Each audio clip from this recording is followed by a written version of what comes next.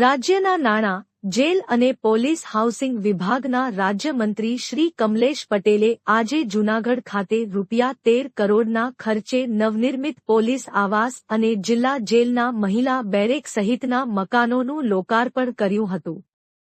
રાજ્યમંત્રીશ્રીએ police જવાનો અને તેમના પરિવાર માટેના આવાસો ઉપરાંત જિલ્લા જેલની પણ મુલાકાત કરીને નવનિર્મિત મહિલા બેરેક સહિતના બાંધકામનું પણ નિરીક્ષણ કર્યું હતું. પોલીસ આવાસ નિગમ દ્વારા નવનિર્મિત અમારા જેલના કર્મચારીઓના કક્ષા B32, C10 અને D01 પ્રકારના આવાસના મકાનોના લોકાર્પણ પ્રસંગે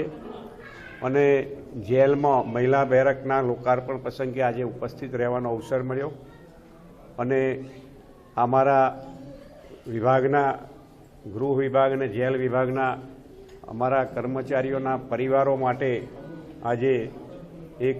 સુખદ અવસર છે કે એમને અત્યારે પોતાના સરસ સુવિધા સંપન્ન નવા મકાનોમાં રહેવાનો લાભ મળશે અને સરસ રીતે અમારા સુરક્ષા સાથે સંકળાયેલા બધા જ કર્મચારીઓના પરિવારોની ચિંતા કરતી સરકાર હોય માનનીય મુખ્યમંત્રી ભૂપેન્દ્રભાઈ પટેલ સાહેબ અને માનનીય ડેપ્યુટી CM સાહેબ હર્ષભાઈ સંઘવી સાહેબની ઈચ્છા છે કે અમારા વિભાગના ગૃહ વિભાગ હોય, જેલ વિભાગ હોય તે પોલીસ આવાસના મકાનો અને નવા ભવનો જેમ બને એમ જલ્દી બની અને લોકાર્પણ થાય એ રીતે જ્યારે ગૃહ વિભાગ આદરણીય ડેપ્યુટી CM સાહેબના નેતૃત્વ નીચે કામ કરી રહ્યો હોય ત્યારે આ તૈયાર મકાનોના લોકાર્પણ પ્રસંગે ઉપસ્થિત રહેવાનો અવસર મળ્યો એ બદલ આ જૂનાગઢના અમારા સર્વે